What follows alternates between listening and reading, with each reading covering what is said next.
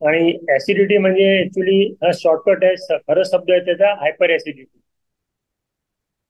Hyper acidity हा प्रकार आपण ऍसिडिटी म्हणून थोडक्यात थोडक्यात बोलतो.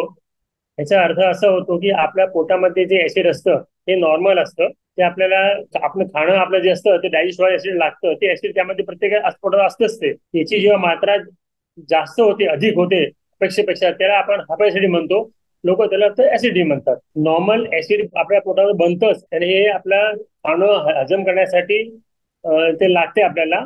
पण आपल्या खाण्याच्या वेळा जपल्याने, आपण वेळेवर नाही जेवलो किंवा जास्त तिखट जास्त खाल्लं किंवा बाहेरचं जास्त खाल्लं, रेडीमेड फूड जे बाहेर मिळतात ते जास्त खाल्लं की आपल्या ऍसिडिटी जास्त ऍसिड तयार होतो. त्यामुळे आपल्याला त्याची लक्षणं दिसतात आपल्याला. नॉर्मल ऍसिडिटी असली तर आपल्याला काही कळतच नाही की आपलं ऍसिडिटी आहे म्हणून. जेव्हा ऍसिडिटी वाढते प्रमाणाच्या बाहेर, तेव्हा आपल्याला समजते की पोटात आग होते, जळजळ होते, त्यावेळेला आंबट ढेकर सुद्धा येतात. त्याला आपण म्हणतो हायपर ऍसिडिटी. नॉर्मल ऍसिडिटी मध्ये कधी काही सिमटम नसतातच. पेशंट जेव्हा म्हणतो ऍसिडिटी होते, याचा अर्थ असा की पेशंटला काहीतरी लक्षणं आहेत.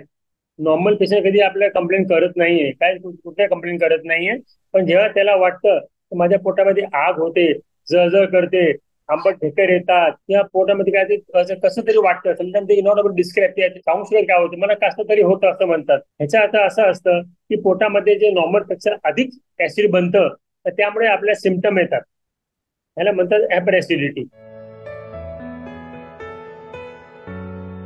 सर्वात कॉमन कारण असतो ऍसिडिटीचा हल्ली स्ट्रेस आहे पहिलं. तर पेशंट काय जॉब करतो, काय काम करतो, त्याच्यावर आम्ही ठरवतो पेशंटला काय ट्रीटमेंट द्यायची असते ती. Normally stress is a commonest cause आहे हल्ली. बाहेरचं खाणं दुसरा कॉज आहे. जास्त तिखट खाणं हा तिसरा कॉज आहे. आणि बहुतेक हल्ली काय लोक आपल्या स्वतःहून औषधं घेतात मेडिकल मधनं, त्या गोळ्यावर सुद्धा ऍसिडिटी होऊ शकते. तर एवढीच हे सर्व कारण असल्यामुळे पेशंटला विचारून त्याची हिस्ट्री घेऊन, त्यांनी गोळ्या खाल्ल्या होत्या की नाही, जास्त तिखट खातो का, खाण्याच्या वेळा जपतो का, आणि त्याला बाकी काय, त्याला स्ट्रेस जास्त आहे का, हे विचारून त्याला आम्ही ठरवतो त्याला काय ट्रीटमेंट द्यायची ती. एक तर तुम्ही जे जेवण घेता, जे खाता तुम्ही, ते शुड बी, ते तुम्ही डिवाइड करायला पाहिजे. एट ए टाइम जास्त खाण्यापेक्षा same food should be divided in different timings. म्हणजे एका वेळेला जास्त न खाता, नॉर्मली आपण ब्रेकफास्ट, लंच आणि डिनर घेतो आपण, त्याच्या बदलेला त्याला ब्रेकफास्ट लंच मध्ये ब्रेकफास्ट छोटं घ्यायचं, लंच छोटं, दोन्ही मध्ये एक स्नॅक्स ठेवायचं, दुपारच्या लंच डिनर मध्ये एखादा स्नॅक्स ठेवायचं, असं 3 पेक्षा 5 पोर्शन डिवाइड करायचे, तर ऍसिडिटी कमी होऊ शकते. कॉमनेस्ट कॉज हाच आहे, प्रोसेस फूड आणि फास्ट फूड. हे हल्ली सर्वात कॉमनेस्ट कॉज आहे, apart from stress which is equally important. तुम्ही ज्या जॉब करता, तुम्ही जॉब करा, पण त्याने त्याच्या मनावर त्याचं घेऊ नका की समजा उद्या मी काम नाही संपवलं माझ्या त्या टाइम मध्ये तर मला बॉस काय म्हणतील, असं स्ट्रेस घ्यायचं नसतं. आणि दुसरं की you try to accommodate your stress. म्हणजे तुम्हाला जेव्हा स्ट्रेस होतं तेव्हा तुम्ही मेंटली प्रिपेअर व्हायला पाहिजे बिफोर एंड. जसे योगा आहे, मेडिटेशन आहे, किंवा तुम्हाला जी आवड असते, एखादी ड्रॉइंग आहे, पेंटिंग आहे, किंवा असं काही स्पोर्ट्स आहे, हे सुद्धा तुम्ही त्याचा तुम्ही भाग घेतलं तर तुमचा स्ट्रेस नॅचरली कमी होतो. नॉर्मल ऍसिडिटी असली की आपण घरी एका फर्स्ट एड, थंड दूध, अराउंड एक वाटी दूध घेऊ शकतो आपण. अराउंड 30 ml पर्यंत दूध घेऊ शकतो, त्याने ऍसिडिटी लगेच ऍसिडिटी कमी होते तुमची सहसा. आणि असं किती वेळा घेतलं तर दूध इज सेफ आहे, त्याने काही प्रॉब्लेम होत नाही आणि ऍसिडला ते मारक आहे. ऍसिड बॅलन्स करते त्यामध्ये. नवीन ऍसिड बनणार तो बनणार असतो, पण जे झालेलं ऍसिड आहे त्याला तो बॅलन्स करून तुम्हाला त्रास कमी होऊ शकतो.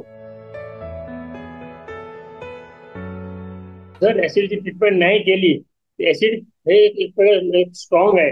त्यामुळे पोटाची जी आतली त्वचा असते, ठीक आहे, त्याला आम्ही म्युकोजा म्हणतो, ती त्याला त्याचे इफेक्ट होऊन ती रेड होते, त्यामुळे बर्निंग होतो.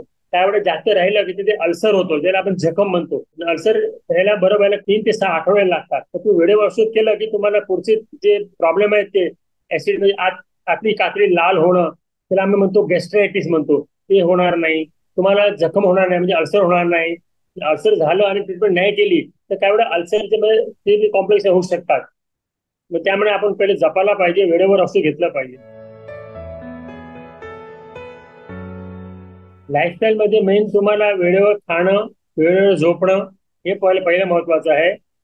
फूडला जास्त स्पायसी फूड न खाणं, शक्यतो बाहेरचे फूड अवॉइड करणं, क्योंकि त्यामध्ये केमिकल असतात, प्रिझर्वेटिव्ह असतात, बरोबर लोक वापरले जातात. ते घ्यायला पाहिजे, ते त्याची काळजी घेतली पाहिजे. आणि एकदा ऍसिडिटी वाटली तर तुम्ही ट्रीटमेंटचा कोर्स करून घ्यायला पाहिजे. ओव्हर द काउंटर कुठे गोळ्या घ्यायच्या नाहीये, तर त्याचा एक कोर्स असतो. ते तात्पुरतं नाही, जसा तापा गोळी खाली आपण तसा प्रकार नसतो त्याला.